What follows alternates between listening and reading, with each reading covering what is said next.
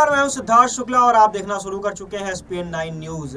UCC के मुद्दे पर तमाम राजनीतिक पार्टियों ने अपनी अपनी राय एक तरह से देखें तो स्पष्ट करते हुए नजर आ रही है, लेकिन इसके साथ ही अब भी यूसीसी पर विवाद लगातार जारी है। एआईएमआईएम के प्रमुख असदुद्दीन ओवैसी ने इस पूरे मामले के ऊपर अब एक नया हमला बोला है। दरअसल उन्होंने नीति आयोग को अपनी कमेटी की रिपोर्ट में और इस पूरे बात को लेकर सुझाव दिया है कि ये लगातार यूनिफॉर्म सिविल कोड के ऊपर किस तरह के संशोधन होने चाहिए, क्या कुछ उनका राय है, नजरिया है। इन सब के साथ ही उन्होंने एक बार फिर से केंद्र की मोदी सरकार पर हमला बोला है और यूसीसी का मुद्दा उठाया है। उन्होंने कहा कि गरीबी, बेरोजगारी, महंगाई और चीनी घुसपैठ जैसे मुद्दों से जनता का ध्यान भटकाने के लिए मोदी सरकार ने देश में इस तरह का मुद्दा उठाया है और इस यूसीसी की बात लगातार की जा रही है। इन सब के साथ ही हैदराबाद के सांसद असदुद्दीन ओवैसी ने इन सभी बातों को लेकर के केंद्र सरकार के ऊपर करारा हमला बोला है और साथ ही इस पूरी बात को लेकर के कहीं ना कहीं मोदी सरकार को जिम्मेदार ठहराया है। अगर इस पूरे की पूरे बात के ऊपर गौर करें तो उन्होंने यह भी कहा है कि जिस तरह से यह पूरा मामला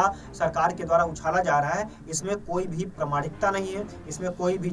वह हिंदुओं के लिए और मुसलमानों के लिए, दोनों के लिए ही समस्या होने वाली है। इससे किसी को फायदा नहीं होने वाला है। इसके अलावा उन्होंने और भी बहुत सारी बातें की। हैदराबाद के सांसद असदुद्दीन ओवैसी ने कहा है कि जल्द ही आंध्र प्रदेश में मुख्यमंत्री वाईएस जगनमोहन रेड्डी से मिलकर उनका यूसीसी के विरोध में समर्थन की मांग करेंगे और इसके साथ ही उन्होंने यह भी कहा है कि उनसे अनुरोध करेंगे कि अगर कोई सांसद या कोई विधेयक पेश किया जाता है तो यूसीसी के खिलाफ वोट करेंगे। बता दें कि लॉ कमीशन के ऊपर भी उन्होंने सवाल उठाए हैं और उन्होंने बताया है कि पार्टी ने यूसीसी पर सुझाव के लिए लॉ कमीशन से अपील की थी, पर इस विषय पर सुप्रीम कोर्ट के रिटायर्ड जस्टिस गोपाल गौड़ा का लीगल ओपिनियन अपना रिएक्शन भेजा है। उन्होंने लॉ कमीशन के नोटिफिकेशन पर भी सवाल खड़े करते हुए कहा है कि नोटिफिकेशन में लॉ कमीशन ने लोगों के विचार पूछे हैं और कोई प्रपोजल नहीं दिया है। कुल मिलाकर के इसके बाद ओवैसी ने केंद्र सरकार पर निशाना साधते हुए कहा है कि हमारा मानना है कि राजनीतिक अभ्यास जो चल रहा है वह लोकसभा में चुनाव से पहले देश का एक अनावश्यक माहौल थोपने की कोशिश की जा रही है, ताकि जनता का ध्यान बेरोजगारी पर से, महंगाई पर से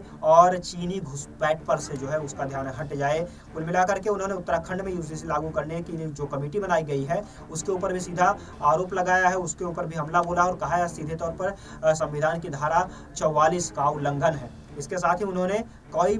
बातें कही हैं जिसको लेकर के लोकसभा में चुनाव के ऊपर यह मुद्दा उन्होंने बताया कि किस तरह से भाजपा की सरकार केवल और केवल वोट प्राप्त करने के लिए यह मुद्दा उठा रही है। हालांकि असदुद्दीन ओवैसी के बयान से पहले राहुल गांधी ने भी बयान दिया है और मल्लिकार्जुन खड़गे ने भी कहा है कि जब तक कि नीति आयोग इसका ड्राफ्ट पेश नहीं करता इस पूरी यूसीसी कानून का, तब तक कांग्रेस के कोई भी नेता किसी भी तरह के बयान ना दे। फिलहाल हमारी नजर बनी हुई यूसीसी के ऊपर और साथ ही देश और दुनिया की तमाम अन्य खबरों के ऊपर आप जुड़े रहिए हमारे साथ और देखते रहिए एसपीएन 9 न्यूज। धन्यवाद।